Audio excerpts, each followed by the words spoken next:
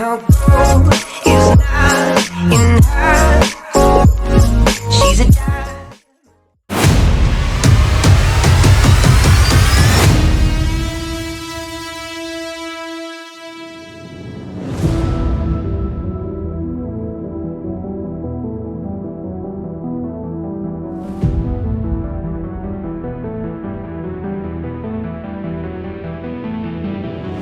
નમસ્કાર મિત્રો, welcome back to my channel. હું સવારમાં ઘરેથી નીકળ્યો અને પોઈચા તરફની યાત્રા શરૂ કરી.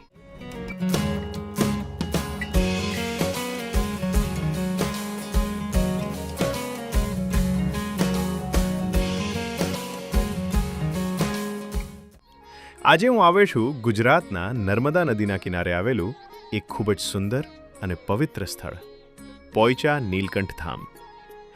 આ સ્વામિનારાયણ ભગવાનનું ખૂબ જ પ્રસિદ્ધ મંદિર છે અને ગુજરાતમાં બેસ્ટ વન ડે ટ્રીપ સ્થળોમાંનું એક માનવામાં આવે છે. આજે આપણે આ આખું સ્થળ એક્સપ્લોર કરવાના છીએ, તો વિડીયો અંત સુધી જરૂર જોજો. પોઈચા વડોદરા અને રાજપીપળા નજીક નર્મદા નદીના કિનારે આવેલું છે. રસ્તામાં ખૂબ જ સરસ નેચર વ્યૂઝ જોવા મળે છે અને સફર પણ ખૂબ એન્જોયબલ રહે છે. Welcome to Poicha. તો આજે આપણે આવી ગયા છે પોઈચામાં. કોની સાથે? ધવલ સાથે, દોસ્તાર સાથે. આજે છે શનિવારે કોલેજમાં રજા હોય તો ધવલને કાલે રાતે ચા પીતા પ્લાન બની કે ચલો પોઈચા સ્ટેચ્યુ ઓફ યુનિટી અને રાજપીપળા જઈએ. તો આવી ગયા છે આપણે પોઈચા રાજપીપળા.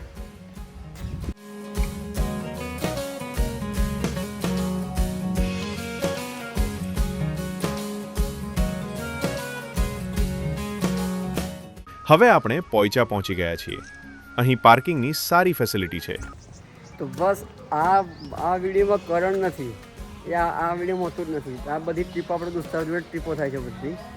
કરણ ભાઈ અત્યારે જોબ નોકરીમાં પડી ગયા છીએ એટલે આવતા નથી. બસ તો આપણે દોસ્તાર જોડે આપણી બધી ટ્રીપો એન્જોય કરવાની છે. તો ચલો આજે આપણે એક્સપ્લોર કરશું પોઈચા.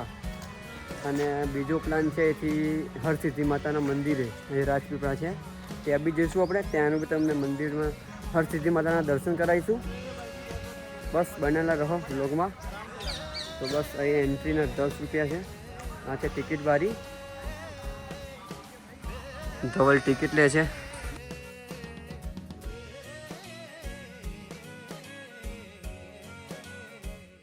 અંદર આવતા જ ગ્રેન્ડ ગેટ અને ક્લીન કેમ્પસ જોવા મળે છે. આખું મંદિર કેમ્પસ ખૂબ જ વેલ મેન્ટેન્ડ અને ફોટો માટે પરફેક્ટ છે. ફર્સ્ટ ઇમ્પ્રેશન્સ એકદમ અમેઝિંગ લાગે છે. અહીંનું મેઇન એટ્રેક્શન છે નીલકંઠ ધામ સ્વામિનારાયણ મંદિર.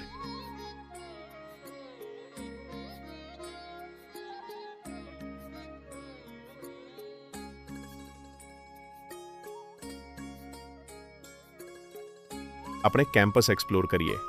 અહીં ગાર્ડન એરિયા, વોકિંગ પથ અને ઘણા ફોટો સ્પોટ્સ છે.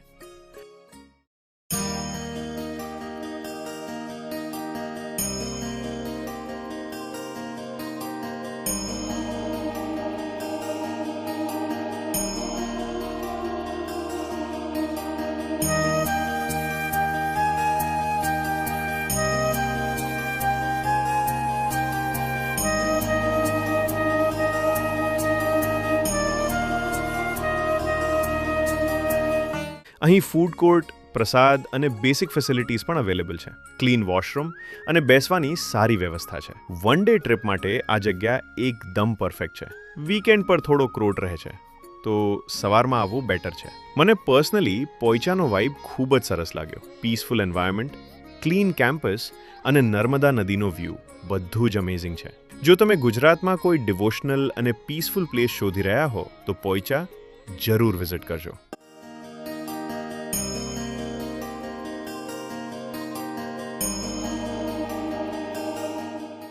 તો બસ આપણે મંદિર આવી ગયા છે. હવે અંદર જઈશું, દર્શન કરીશું, તમને દર્શન કરાવીશું અને બસ પોઈચા આપણે આવી ગયા છે. હવે આપણે દર્શન માટે જઈ રહ્યા છીએ. અહીં લાઇન સિસ્ટમ અને મેનેજમેન્ટ ખૂબ સારું છે. મંદિરની અંદરની મૂર્તિઓ અને ડેકોરેશન ખૂબ જ સુંદર છે. અહીં આવીને એક અલગ જ પોઝિટિવ એનર્જી અને શાંતિ ફીલ થાય છે. અહીં આવવાથી મન એકદમ શાંત થઈ જાય છે. સાંજના સમયે લાઇટિંગ થાય પછી જગ્યા વધુ સુંદર લાગે છે. ફેમિલી અને ફ્રેન્ડ્સ સાથે સમય પસાર કરવા માટે પરફેક્ટ પ્લેસ છે.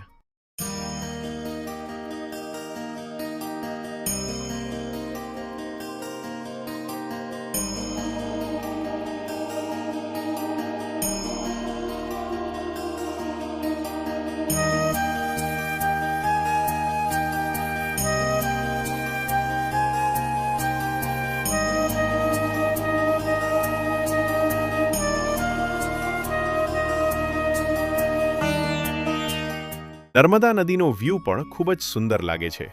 તો પાછળ દેખાય છે એ છે નર્મદા નદી, જે થોડી સુકાઈ ગઈ છે. અહીંથી જતા એક ચાણોદ ગામ આવે છે, ત્યાં ત્રિવેણી સંગમ થાય છે.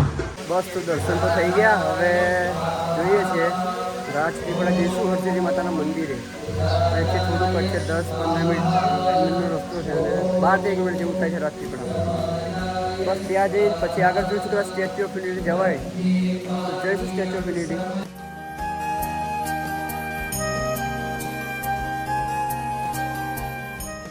તો બસ આ બેઠા છે. હવે જોઈશું ખાવા પીવાનું, ચા નાસ્તો તો કંઈ ના આવ્યા ખાશું. હવે જવાનું છે રાજપીપળા હરસિદ્ધિ માતાના મંદિરે. ત્યાંથી એક ફ્રેન્ડ આવવાનો છે મળવા, જે અમારો ડિપ્લોમા ટાઈમે મારો ફ્રેન્ડ હતો, એ કોલેજ કરતા હતા, ત્યાં મળવા આવશે. એને મળશું, બહુ દિવસ પછી મળશું. 2-3 વર્ષ થઈ ગયા છે મને. तो बस जोड़े रहो ब्लॉग में. मैं आपको अभी एक चीज़ दिखाता हूँ. रुकिए 2 मिनट, आपको चीज़ दिखाता हूँ.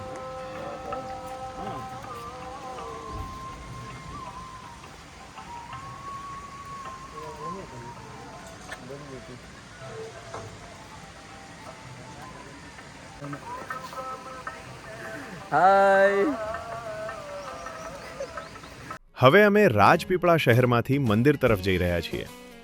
રસ્તામાં ખૂબ સુંદર નેચરલ વ્યૂ જોવા મળે છે. હરિયાળી, શાંતિ અને પવિત્રતા ભરેલું વાતાવરણ. અહીં આવવાનો રસ્તો સરળ છે અને પાર્કિંગની પણ સારી સુવિધા છે. તો આવી ગયા કઈ રાજપીપળા હરસિદ્ધિ માતાના મંદિરે. રાજપીપળા સ્થિત શ્રી હરસિદ્ધિ માતાજી મંદિર ખાતે જો તમે ભક્તિ, શાંતિ અને સુંદર પ્રાકૃતિક વાતાવરણનો અનુભવ કરવા માંગતા હો તો આ સ્થળ તમારા માટે એકદમ પરફેક્ટ છે. ચાલો આજે આપણે સાથે મળીને આ મંદિરની મુલાકાત લઈએ અને તેનો અનુભવ કરીએ. હવે આપણે કરીએ માતાજીના દર્શન. અહીંની માતાજીની મૂર્તિ ખૂબ જ સુંદર અને શક્તિશાળી લાગે છે. દરેક ભક્ત અહીં આવીને માતાજી પાસે પ્રાર્થના કરે છે અને પોતાની મનની ઈચ્છા વ્યક્ત કરે છે. હવે આપણે પહોંચી ગયા છીએ શ્રી હરસિદ્ધિ માતાજી મંદિરના પ્રાંગણમાં. મંદિરનું વાતાવરણ ખૂબ શાંત અને ભક્તિમય છે.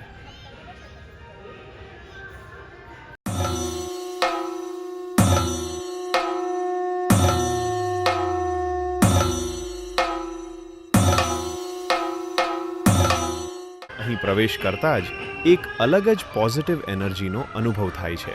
મંદિર ખૂબ સાફ અને વ્યવસ્થિત છે. અહીં આવતા મનને ખૂબ શાંતિ મળે છે. મંદિરની આસપાસનું વાતાવરણ ખૂબ જ સુંદર છે. અહીંથી આસપાસની કુદરતી સુંદરતા પણ જોવા મળે છે. અહીં બેસીને ધ્યાન અને પ્રાર્થના કરવી પણ ખૂબ સારી લાગણી આપે છે.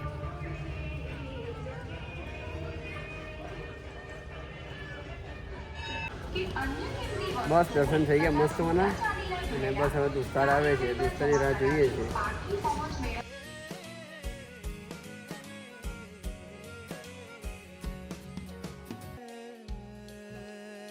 હવડા જસ્ટ આવી ગયા વડોદરા પાછા.